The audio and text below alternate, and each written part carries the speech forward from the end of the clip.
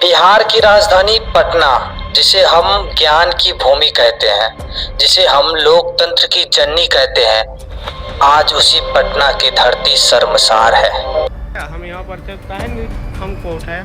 एक लड़का आया था जो पूरा दारू पिया हुआ था, मेरा हाथ खींच के बोल रहा था बाहर चलो बाहर।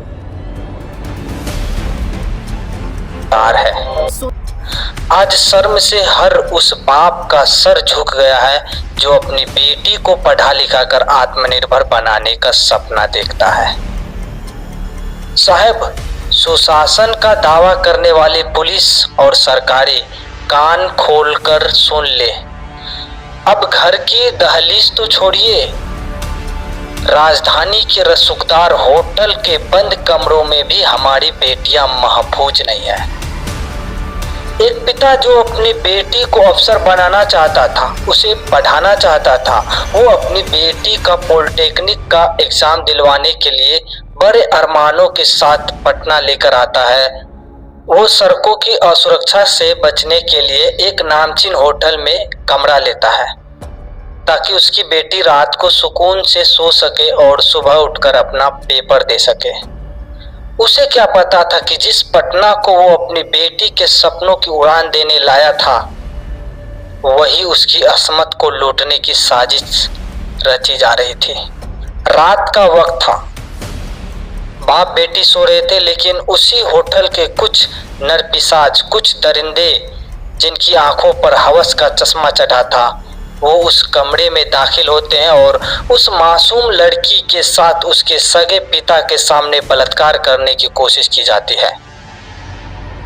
जरा ठहरिए और सोचिए, उस पिता पर उस वक्त क्या गुजरी होगी जो बाप अपनी बेटी को कलम थमाकर उसका भविष्य लिखने चला था। उसे अपनी आंखों के सामने दरिंदों से लड़ना पड़ा। उस बाप का कलेजा कैसे नहीं फटा होगा। ये घटना सिर्फ एक बेटी के साथ नहीं हुई है, इस एक घटना ने बिहार के लाखों बेटियों के भविष्य पर एक बहुत बड़ा सवालिया निशान लगा दिया है। आज इस मंच से मैं पूछना चाहता हूं, अब कैसे कोई पिता अपनी बेटी को घर से बाहर भेजने की हिम्मत करेगा? कैसे कोई माँ बाप अपनी बेटी को पढ़ाने के लिए, उसका एग्जाम दिलाने के लिए किसी दूसरे शहर ले जाने का हौसला जुटा पाएगा? जब समाज में ऐसी खबरें आती है तो सिर्फ एक लड़की का शरीर नहीं जख्मी होता, बल्कि उन हजारों लाखों लड़कियों के सपने टूटकर बिखर जाते हैं जिन्हें उनके माता पिता डर के मारे अब घर से बाहर नहीं भेजेंगे। ये एक घिनौनी वारदात ना जाने कितनी बेटियों की पढ़ाई को हमेशा हमेशा के लिए बर्बाद कर देगी। इसकी जिम्मेदारी कौन लेगा?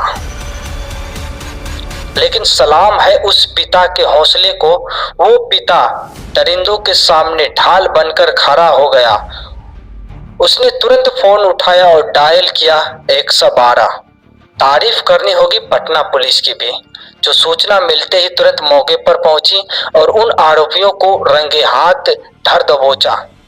पुलिस ने उन्हें गिरफ्तार कर लिया है, सलाखों के पीछे भेज दिया है। लेकिन मेरा सवाल पुलिस से नहीं है, मेरा सवाल इस पूरे सिस्टम से है।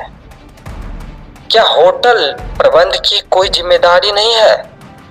एक नामी होटल के अंदर कोई ऐरा गैरा दरिंदा किसी के कमरे में कैसे घुस जाता है? आज जरूरत सिर्फ आरोपियों को जेल भेजने की नहीं है, आज जरूरत फास्ट ट्रैक कोर्ट में केस चलाकर इन दरिंदों को ऐसी सजा देने की है ताकि बिहार के किसी भी बाप को अपनी बेटी को एग्जाम दिलाने बाहर ले जाने में डर ना लगे। सरकार को यह भरोसा दिलाना होगा, वरना हमारी बेटियां कभी आगे नहीं बढ़ पाएगी। वीडियो देखने के लिए धन्यवाद। ऐसे ही सपोर्ट करिए मुसव्विर हिंदी मीडिया को। धन्यवाद।